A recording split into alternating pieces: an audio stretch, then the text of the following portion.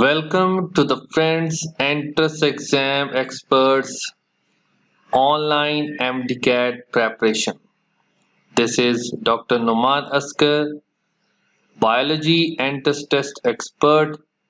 So let's start. So today's topic starts from the very important organelle, that is mitochondria. Mitochondria, that is also known as you know, that is the powerhouse of the cell. It is also known as ATP mill of cell. So mitochondria के अगर हम structure की बात करें under compound microscope, जो mitochondria है date looks like vesicles, ये आपकी बुक की लाइन है, रॉड्स और फिलामेंट। तो अगर हम कंपाउंड माइक्रोस्कोप में ऑब्जर्व करें माइटोकॉन्ड्रिया को, तो वो वेसिकल्स की फॉर्म में नज़र आता है, रॉड्स की फॉर्म में नज़र आता है या फिलामेंट की फॉर्म में नज़र आता है। और अगर हम इलेक्ट्रॉन माइक्रोस्कोप में इसको देखें, इलेक्ट्रॉन माइक्रोस्कोप में, तो it shows complex morphology. So that are the lines of your book, जो कि बहुत इंपॉर्टेंट है MDCAT में। अब इसका जो वेरिएशन आती है, वेरिएशंस माइटोकॉन्ड्रिया किस किस फैक्टर में शो करता है। साइज़ में इसका साइज़ वेरी करता है, इसके नंबर वेरी करते हैं, इसका शेप वेरी करती है और इसका इंटरनल स्ट्रक्चर वेरी करता है। अब जो इसमें अगर हम इसके नंबर की अब एग्जाम्पल लें, 1 माइटोकॉन्ड्रिया प्रेजेंट होता है क्लोरेला में और round about 5 lakh mitochondria present होते हैं मसल सेल में, जो फ्लाइट मसल सेल्स होते हैं इन द बर्ड्स। तो इसका मतलब कि जैसा फंक्शन होगा सेल का, तो उसके अकॉर्डिंगली माइटोकॉन्ड्रिया के नंबर होंगे, उसमें उसके अकॉर्डिंगली माइटोकॉन्ड्रिया की साइजेस होंगे। ठीक है, तो अब माइटोकॉन्ड्रिया का structure, so that is the outer membrane, यानी कि इसकी डबल मेम्ब्रेन होती है, डबल मेम्ब्रेन बॉन्डेड ऑर्गेनेली है। तो ये आउटर मेम्ब्रेन है, ये जो मैं यहाँ पे ड्रॉ कर रहा हूँ, that one is the inner membrane, so that is the inner membrane. अब जो इसकी आउटर मेम्ब्रेन है उसमें लेस प्रोटीन होती है and it is permeable, it means कि anything can enter from this.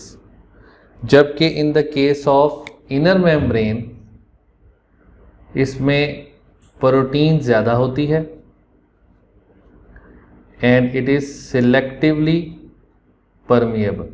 तो आउटर मेम्ब्रेन में लेस प्रोटीन है और ये परमिएबल है, इनर मेम्ब्रेन में प्रोटीन की क्वांटिटी ज़्यादा होती है और ये सिलेक्टिवली परमिएबल मेम्ब्रेन होती है। अब ये जो आउटर और इनर मेम्ब्रेन के दरमियान में ये जो रीजन होता है, इसे कहा जाता है आउटर कंपार्टमेंट। तो ये सब की डिटेल से हम फंक्शन भी डिस्कस करेंगे। इनसाइड दिस वन, ये जो आपको यहाँ पे नज़र आ रहा है, this one the fluid type, that is the, इसको कहते हैं हम मैट्रिक्स। जो मैट्रिक्स है उसमें एंजाइम्स प्रेजेंट होते हैं, सेलुलर रेस्पिरेशन, सर्कुलर DNA। ये जो DNA है इसमें साइटोसिन एंड गुआनिन की क्वांटिटी बहुत ज़्यादा होती है, इसलिए इस DNA का जो डीनेचुरेशन टेम्परेचर है वो बहुत ज़्यादा हाई होता है। तो higher denaturation temperature. Now next is कि इसके अंदर प्रेजेंट होते हैं राइबोसोम्स, राइबोसोम्स भी प्रेजेंट हैं। अब जो राइबोसोम्स माइटोकॉन्ड्रिया के अंदर प्रेजेंट होते हैं, they are of 70S ribosome. जो हमने राइबोसोम में भी डिस्कस किया था कि जब भी किसी ऑर्गेनेली के अंदर प्रेजेंट होंगे तो वो 70S होंगे। तो DNA एंड राइबोसोम की प्रेजेंस की वजह से माइटोकॉन्ड्रिया को सेमी ऑटोनॉमस ऑर्गेनेली भी कहते हैं, and it is also self replicating organelle. So mitochondria के स्ट्रक्चर को हम डिस्कस कर रहे थे। ये आउटर मेम्ब्रेन है, that one is the inner membrane. हमने डिस्कस किया कि जो आउटर मेम्ब्रेन है that is smooth, while the inner membrane has infolding, जिसको क्रिस्टी कहा जाता है। इन फोल्डिंग्स के अंदर एक और स्ट्रक्चर प्रेजेंट होता है जिसको हम नॉब लाइक स्ट्रक्चर कहते हैं, जो आपकी बुक में मेंशन है नॉब लाइक स्ट्रक्चर्स, और इसको कहा गया F1 पार्टिकल्स। F1 पार्टिकल्स, और ये जो है इसको हम FO या F0 पार्टिकल्स कहते हैं, और इन दोनों को कंबाइनली कहा जाता है oxysome. That is a enzyme also known as ATPase, जो ATP की सिंथेसिस करते हैं। अब यहाँ पे ये मैंने शो किया that one is the outer membrane, और ये है इनर मेम्ब्रेन का स्ट्रक्चर। यहाँ पे शो किया गया ये ऑक्सीजोम। अब होता क्या है, अगर आपको थोड़ा सा याद हो, इलेक्ट्रॉन ट्रांसपोर्ट चेन, जो हम इंशाल्लाह आगे चल के इसको डिटेल से डिस्कस भी करेंगे, तो माइटोकॉन्ड्रिया की इनर मेम्ब्रेन यहाँ पे वो इलेक्ट्रॉन ट्रांसपोर्ट चेन से रिलेटेड जो एंजाइम्स होते हैं वो यहाँ पे प्रेजेंट होते हैं। वो प्रोटीन्स मैट्रिक्स से, ये जो मैट्रिक्स है ये सारा यहाँ पे मैट्रिक्स से इस तरफ इन द आउटर कंपार्टमेंट में हाइड्रोजन आयंस को पंप करते हैं। ये जो हाइड्रोजन आयंस हैं, फिर इन हाइड्रोजन आयंस ने वापस मैट्रिक्स में पंप करना होता है। तो ये पंप कहाँ से करेंगे? Via this ATP synthase enzyme. ये जो F1 और FO पार्टिकल्स हैं, इससे वो क्रॉस करेगा। अब यहाँ से जब इस हाइड्रोजन आयन ने मूव करके मैट्रिक्स में जाना है, तो जो वो एनर्जी है ATPase क्या करेगा, यहाँ से इन ऑर्गेनिक फॉस्फेट को अपने साथ अटैच करवाएगा और ADP को अटैच करवाएगा, और इससे क्या बनेगा? ATP की फॉर्मेशन होगी। नाउ द नेक्स्ट ऑर्गेनेली जो हम डिस्कस करने जा रहे हैं that is the chloroplast. Chloroplast as we know is the green pigment containing plastid. ये प्लास्टिड की टाइप है जिसमें जो पिगमेंट होता है that is the green pigment, और वो जो ग्रीन पिगमेंट होता है that is obviously the chlorophyll. इसका अगर हम स्ट्रक्चर ऑब्ज़र्व करें लाइट माइक्रोस्कोप में, तो ये हेट्रोजीनस स्ट्रक्चर हमें नज़र आता है विद ग्रेना। अभी इसको डिस्कस करते हैं, ग्रेना क्या होते हैं। ये जो ग्रेना है दीज आर, ये एम्बेडेड होते हैं इन मैट्रिक्स। सो लाइट माइक्रोस्कोप में हेट्रोजीनस स्ट्रक्चर इसका ऑब्ज़र्व किया जा सकता है विद ग्रेना, जो कि एम्बेडेड होते हैं मैट्रिक्स में। अगर हम इलेक्ट्रॉन माइक्रोस्कोप में देखें, इन द इलेक्ट्रॉन माइक्रोस्कोप, तो हमें 3 तरह के जो स्ट्रक्चर हैं, वो 3 मेन कंपोनेंट्स जो हैं वो हमें नज़र आएंगे। वो जो 3 मेन कंपोनेंट्स हैं उसको अब हम डिस्कस करते हैं by this diagram. So in the case of chloroplast there is also a double membrane structure, जिसमें ये आउटर मेम्ब्रेन है and that one is the inner membrane. अब इसकी जो आउटर और इनर मेम्ब्रेन है, दोनों को कलेक्टिवली एनवेलप कहा जाता है, जो इसका पहला कंपोनेंट हो गया। That is the first component. इस 3 में से जो पहला कंपोनेंट है वो है एनवेलप। आउटर मेम्ब्रेन जो होती है in the case of chloroplast, उसके अंदर भी लेस प्रोटीन होगी and that is also permeable, जबकि जो इसकी इनर मेम्ब्रेन है उसमें भी मोर प्रोटीन होगी and that is selectively permeable. तो ये जो प्रॉपर्टी है ये माइटोकॉन्ड्रिया की आउटर और इनर मेम्ब्रेन जैसी ही है, लेकिन आउटर मेम्ब्रेन भी इसकी स्मूथ होती है और इनर मेम्ब्रेन भी स्मूथ होती है। In the case of mitochondria जो आउटर मेम्ब्रेन है वो स्मूथ होती है, बट इनर मेम्ब्रेन में इनफोल्डिंग्स होती है, इसको हम क्रिस्टी कहते हैं। तो इन the case of chloroplast outer membrane is smooth and the inner membrane is also smooth, but जो इनके स्ट्रक्चर है उसको हमने डिस्कस कर दिया कि वो माइटोकॉन्ड्रिया जैसे ही, ऐसे लेस प्रोटीन परमिएबल और इसमें more protein and selectively permeable. तो जो सेकंड जो कंपोनेंट है जो इसके अंदर ऐसे, ये जो हमने डिस्कस किया कि मैट्रिक्स होता है, तो इसका जो मैट्रिक्स है उसको कहा जाता है stroma, that is the second component. So ये 3 मेन कंपोनेंट्स में से ये एनवेलप हो गया and the second one is the stroma. अब स्ट्रोमा जो है उसके अंदर एंजाइम्स प्रेजेंट होते हैं जो कि डार्क रिएक्शन, जिसको हम केल्विन साइकिल भी कहते हैं, डार्क रिएक्शन में रोल प्ले करते हैं। अब आपको याद होगा एक एंजाइम जो कि इसमें रुबिस्को, राइबोलोज बिसफॉस्फेट कार्बोक्सिलेज। स्ट्रोमा जो है वो फ्लूइड है जिसने कवर किया हुआ है होल क्लोरोप्लास्ट को, और यही वो एरिया है जहाँ पे कार्बन डाइऑक्साइड फिक्स होती है, जो कि हम केल्विन साइकिल में इंशाल्लाह आगे चल के इसको स्टडी भी करेंगे। अब ये जो स्ट्रोमा है इसके अंदर अब मैं ड्रॉ करने लगा हूँ यहाँ पे द थर्ड जो कंपोनेंट है, जो इनर मेम्ब्रेन होती है स्ट्रोमा की, उससे ये कनेक्टेड होते हैं flattened vesicles like this one, और इसी तरह यहाँ से मैं शो कर रहा हूँ आपको, ये फ्लैटेंड वेसिकल्स हैं। तो ये वेसिकल्स कनेक्टेड होते हैं इसके साथ, इनर मेम्ब्रेन के साथ, और आपस में भी इनकी कनेक्टिविटी होती है। अब ये जो स्ट्रक्चर मैंने ड्रॉ किया, इस एक वेसिकल को हम थाइलाकॉइड कहते हैं, थाइलाकॉइड। ये जो थाइलाकॉइड है that is the third component of these. जब हम इलेक्ट्रॉन माइक्रोस्कोप में इसको ऑब्जर्व करेंगे तो first one is the envelope, second one is the stoma, third one is the thylakoid. जो थाइलाकॉइड हैं ये फ्लैटेंड वेसिकल्स होते हैं। ये थाइलाकॉइड जब एक ऐसे स्टैक बनाते हैं तो इस स्ट्रक्चर को कहा जाता है ग्रेनम, और जब हम एक से ज़्यादा ग्रेनम की बात करेंगे तो उसे कहेंगे ग्रेना। तो ये राउंड अबाउट, सो आपकी बुक के अकॉर्डिंगली 50 और मोर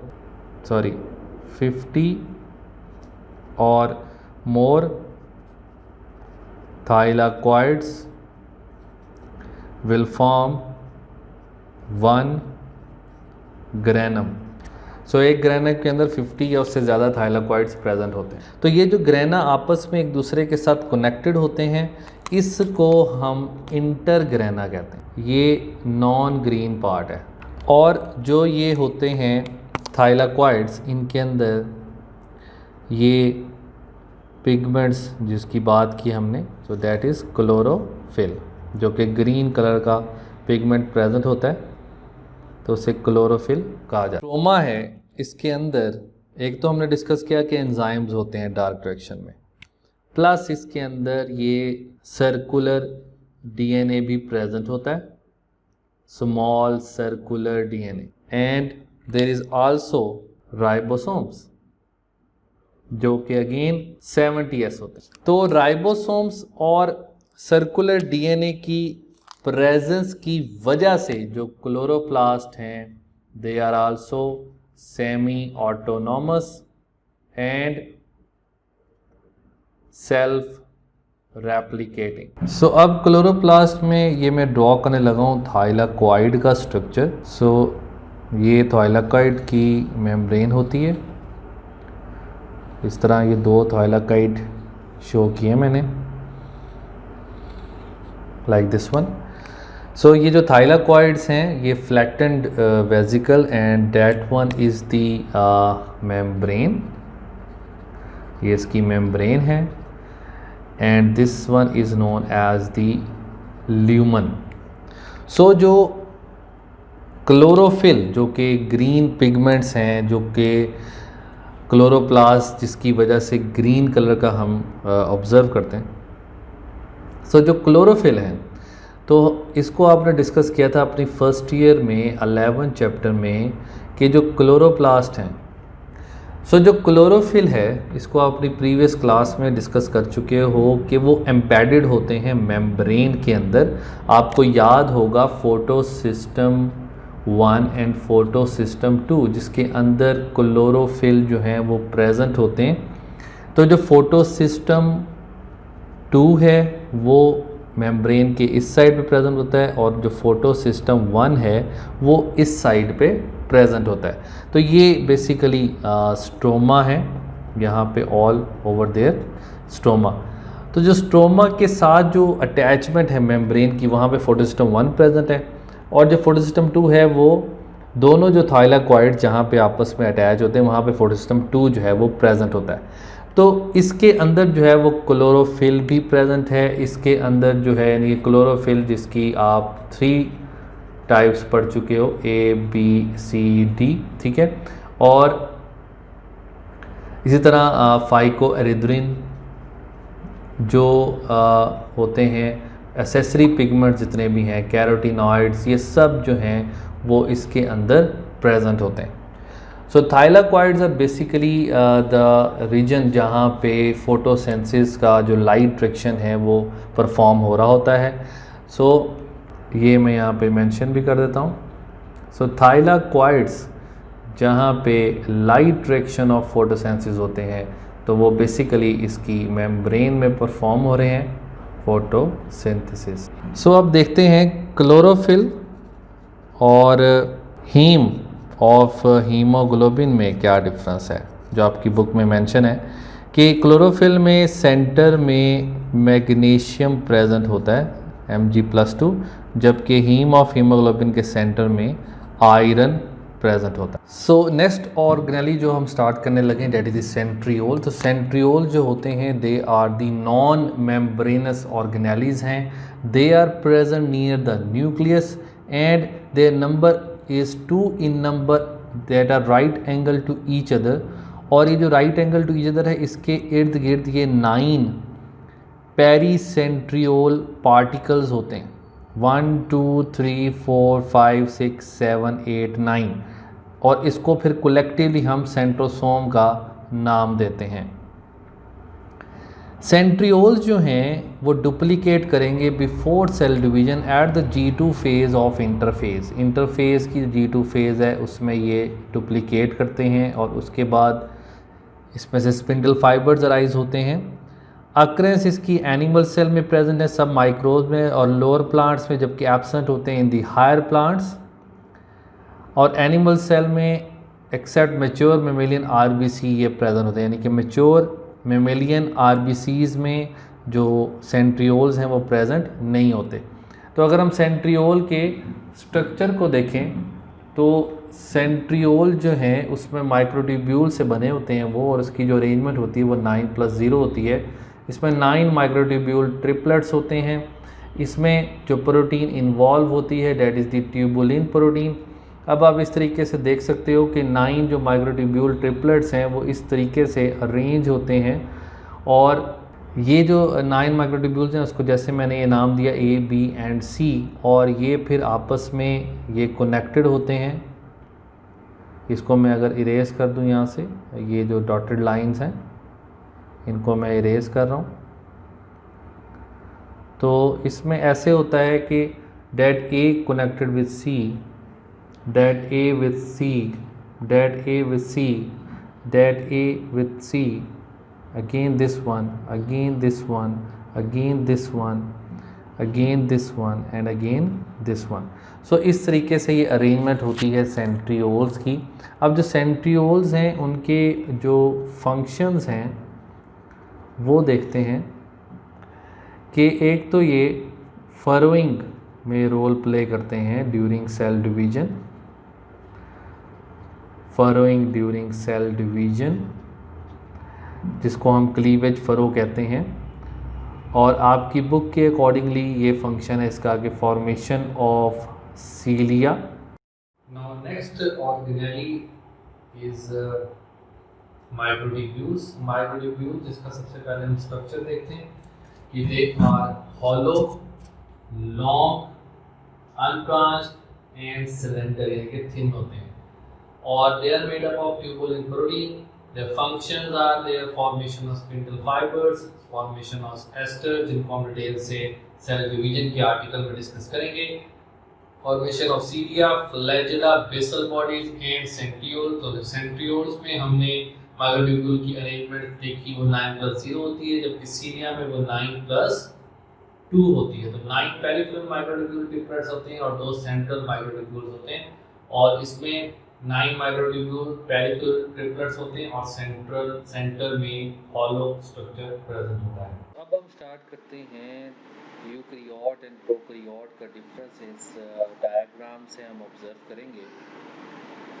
In the case of eukaryotes, their diameter is 10 to 100 micrometer and they are bigger as compared to the prokaryote, जहाँ पे 2 to 2.0 micrometer diameter होता है, और ये smaller होते हैं as compared to the eukaryotic cell. In the case of eukaryotic cell, membrane bound nucleus and nucleolus is present. In the case of prokaryotes, there is a region present where the nuclear material which we can say chromosome is present, जिसको nucleoid कहा जाता है, इसलिए इसको unbound कहा गया कि unbound nucleoid है इसमें, यानी कि सिर्फ क्रोमोसोम प्रेजेंट होता है, that is only containing the DNA.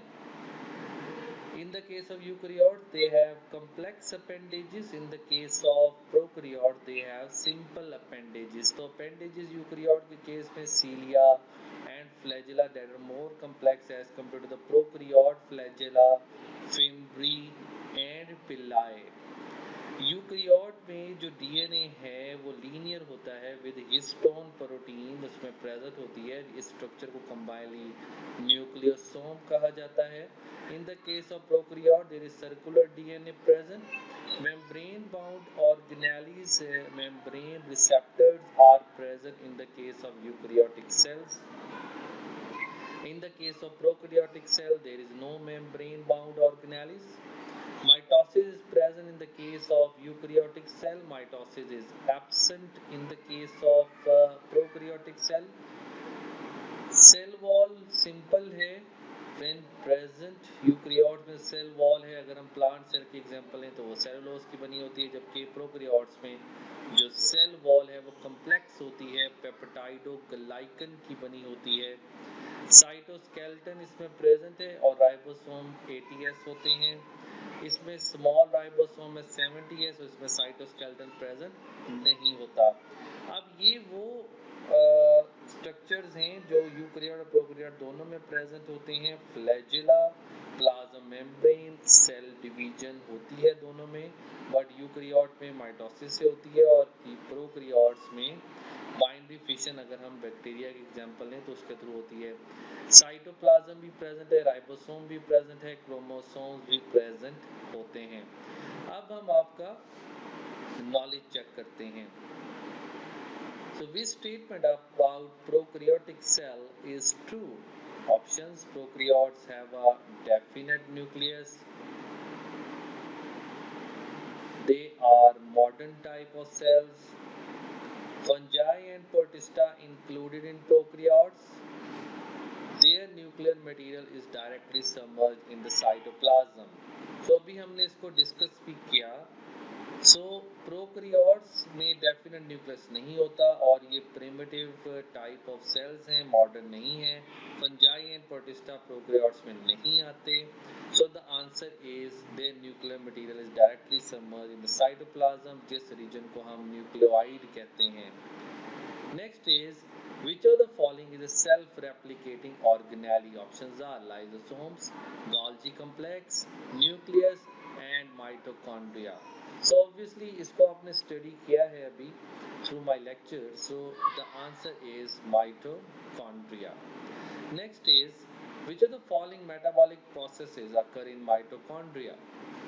Glycolysis, gluconeogenesis, Krebs cycle और ग्लाइकोजेनेसिस।